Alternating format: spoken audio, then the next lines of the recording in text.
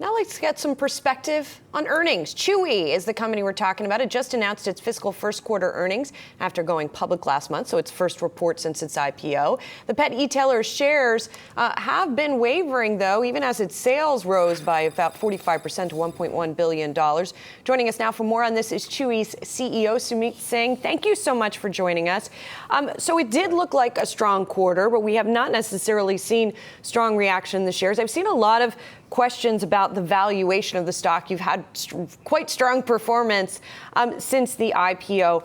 What do you feel like? We're seeing the shares down about 4% at the moment. What do you feel like you need to keep delivering on and where you need to grow in order to keep the stock going? Yeah, hi, it's good to be here. So our mission is to be the most trusted destination for pet parents everywhere. And really, we're focused on that mission, right? We don't look at the share price when we run the company. We're a growth-oriented company. We're delivering strong growth. We're improving our margin profile. We're serving millions of customers, 11 million coming out of this quarter.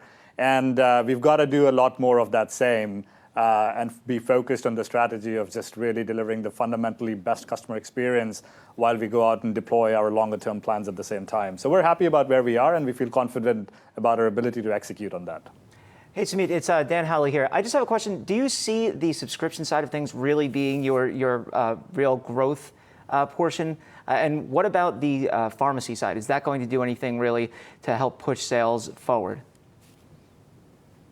Yeah, we have multiple vectors, right? So first of all, it's a large industry that we're playing in, and e-commerce is fairly low penetrated, and we are actually early stages of that growth. So our first order of preference is to be out there and just really delivering everything that customers are looking for. We offer a broad assortment, primarily food and supplies, where we've actually led into. And so we've got to do a lot more of that. And what happens is that, when you look at food, it's a recurring purchase item. And so customers are naturally amenable because it's a consumable, it's a staple, and we offer a great product like Autoship and the customer experience behind it, that the subscription vertical just kind of fuels that revenue or the repeat purchases that we see.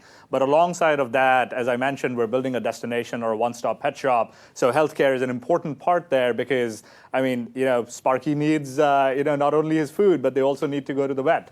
And so we're in there sort of, driving this joint health and wellness message. We're excited about our private brand strategy. We're being very thoughtful about it to make sure that we step backwards from the consumer and understand that, keep our partners kind of in perspective there. And in the future, when we're ready, we're going to, fire some more vectors around how we think about services and perhaps expanding outside the United States. Well, but for now, we're focused on the U.S. I don't know if that was a coincidence, but my dog's name is Sparky. Jared, you wanted to ask something? Jared Blikre here. Yes, I know. I got a question for you about your growth strategy. I know you just mentioned that you want to expand overseas. How much of it also has to do with demographic trends, such as, I know you're targeting millennials more. Millennials tend to spend more on their pets. How big can this pie get that you're attacking here? Do you mean internationally or do you mean here? Because for international, right now we're actually focused primarily on the United States. Yeah, well, for the United States. If you look at the... I'm sorry, go ahead. Okay. Yeah, no problem at all. So today, like in the United States, the active share of wallet that we track per household is somewhere between $900 to $1,000, right? And primarily, food and supplies drive $600-700 off that.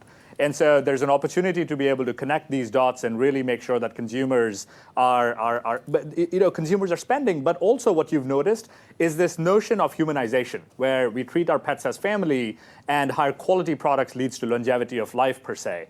And so there's an opportunity to actually uplift ASPs and kind of valuation in the marketplaces to make sure that consumers are migrating towards, these newer subcategories such as fresh, frozen, dehydrated, that kind of stuff. There's a lot of excitement in the market, actually, and this thing will evolve over the next few years. I want to ask you about pharmacy as well, because you all have launched a new pharmacy. And you're operating it under your own licenses, which is a bit different. Talk to me about how that works, how the economics of that works, and whether you're going to expand that, or will all of the pharmaceuticals originate from that particular pharmacy? Yeah, so it's it's really our normal part of expansion plan. Outside of that, right now there's not much more to talk about. We launched it in Phoenix because obviously we have one. The one that we started with is on the East Coast, so it made sense for us to expand that one onto the West Coast to make sure that we're serving our West Coast customers, in a manner where they're getting again the same kind of fast and reliable delivery. So for now, our notion is to make sure that we're over-delivering on customer experience, and we'll continue to think about it that way. All right, Sumit, thank you so much for your time. Chewy CEO Sumit Singh talking to us about the company's earnings. Appreciate it. Appreciate it. Thank you.